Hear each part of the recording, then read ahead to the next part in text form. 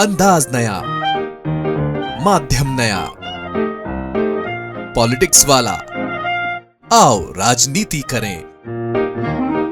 नमस्कार, पॉलिटिक्स वाला PM time में एक बार फिर आपका स्वागत है। मध्य प्रदेश कांग्रेस जिसकी जमीन खिसकती ही जा रही है, मध्य प्रदेश कांग्रेस ने एक पटवारी को इस जमीन को संभालने का जिम्मा दिया, लेकिन पटवारी करें भी तो क्या करें। मध्य प्रदेश कांग्रेस के अध्यक्ष जीतू पटवारी एक तरफ सत्ता संतुलन की कोशिश करते हैं तो पलड़ा दूसरी तरफ झुक जाता है। एक तरह से वे भारी संघर्ष कर रहे हैं अपनी और कांग्रेस की जमीन बचाने की, पर ऐसा कुछ होता हुआ दिख नहीं रहा है। ताजा मामला एआईसीसी के प्रतिनिधि नियुक्त करने का है, जिसको लेकर तीखी नाराजगी सामने आई है और ये नाराजगी जताई है वरिष्ठ नेता, मध्य प्रदेश से जुड़ी हुई वरिष्ठ नेता मीनाक्षी नटराजन ने सीधे सीधे एक्स पोस्ट पर लिखा है कि मैं इस एआईसीसी में गौरव रघुवंशी की नियुक्ति का विरोध करती हूं। मीनाक्षी नटराजन ने यह भी कहा कि गौरव रघुवंशी से मेरी कोई दुश्मनी, कोई दुराव नहीं है, लेकिन नीमच से प्रतिनिधि गौरव रघुवंशी को बनाया जाना ठीक नहीं है। वे होशंगाबाद और भोपाल का प्रतिनिधित्व करते हैं। ऐसे में नीमच में भी काफी काबिल लोग हैं, उनको दरकिनार करके गौरव रघुवंशी को एआईसीसी प्रतिनिधि बनाना बिल्कुल उचित नहीं है और मैं खुलेआम इस बात का विरोध करती हूँ। सबसे बड़ी बात यह है कि आखिर विरोध के लिए क्या कांग्रेस में कोई जगह नहीं बची है? क्या तानाशाही चल रही है मध्य प्रदेश कांग्रेस में और विरोधियों की सुनी नहीं जा रही है, या बिना किसी के सुने मनमाने फैसले हो रहे हैं? असल में जो मीनाक्षी नटराजन की पोस्ट है वह यही बताती है कि कांग्रेस में नेताओं के बीच अबोले का व्रत चल रहा है। कोई किसी से बात करना नहीं चाहता। जो भी बात होती है वो एक्स पोस्ट के जरिए, सोशल मीडिया के जरिए होती है। यानी कांग्रेस के अध्यक्ष के साथ एक तरह से सभी पदाधिकारियों का अनसोशल मूवमेंट चल रहा है, एक तरह से बहिष्कार चल रहा है, या वे उनसे बात करना नहीं चाहते, या पटवारी इनसे बात नहीं करना चाहते या इनकी नहीं सुनते, तो इन्हें एक्स पोस्ट का सहारा लेना पड़ रहा है।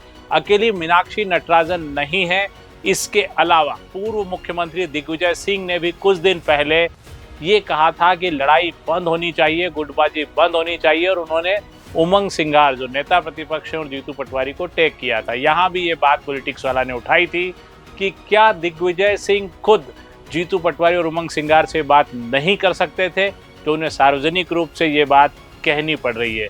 एक बड़ा मशहूर गाना है कि कहनी थी जो बात अकेले में वो हो गई मेले में। कांग्रेस में कुछ इसी तरह के मेले लगे हुए हैं और हर दिन कुछ न कुछ बगावती तेवर दिखते हैं। दरअसल जीतू पटवारी अपने 1.5 साल में कार्यकारिणी घोषित करने में बहुत पिछड़े, और जब कार्यकारिणी घोषित हुई तो वो भी आधी अधूरी, और उसको लेकर दिग्विजय सिंह, कमलनाथ ने भी विरोध जताया और वो कार्यकारिणी में बड़े बदलाव करने पड़े। इसके बाद जीतू पटवारी ने किसान कांग्रेस के अध्यक्ष के पद पर नियुक्ति की, उसको लेकर भी बवाल मचा हुआ है, और उसका जो पहला ही प्रदर्शन हुआ उसका मंच ही कांग्रेस विरोधी भारतीय संस्कृति बचाओ मंच के चंद्रशेखर तिवारी से बनाया गया, और वो मंच गिर गया और उसकी एफआईआर हो गई। इसमें भी जीतू पटवारी और उनके सहयोगी फूल छाप कांग्रेसी के तौर पर मीम्स बनकर सामने आए। अब ताजा मामला एआईसीसी मेंबर का है, लेकिन हम एक बार समझ लेते हैं कि मध्य प्रदेश कांग्रेस दरअसल खड़ी कहाँ है। असल में कांग्रेस का खूब रंग रोगन हो गया है। कांग्रेस का यानी कांग्रेस कार्यालय का, उसमें नए सोफे, नए कैंटीन, नए दरवाजे, नए खिड़कियां, रंगाई पुताई सब हो गई, पर कुछ नहीं हुआ है। तो संगठन को चलाने की जिम्मेदारी और संगठन को चलाने का सलीका, रंग रोगन से इमारत खूब रंगीन है, लेकिन कांग्रेस अंदर से उतनी ही बदरंग होती जा रही है। एक एक करके यदि हम कांग्रेस के विभिन्न प्रकोष्ठों को देखें तो आपको ये बात समझ में आएगी कि मध्य प्रदेश कांग्रेस के अध्यक्ष जीतू पटवारी काम करते दिखते हैं, नेता प्रतिपक्ष उमंग सिंघार काम करते दिखते हैं, लेकिन बाकी प्रकोष्ठ कहाँ है? सबसे पहले बात करते हैं मध्य प्रदेश महिला कांग्रेस की। इसकी अध्यक्ष है विभा पटेल, जिनका नाम शायद बहुत से नए कांग्रेसी भी भूल चुके होंगे।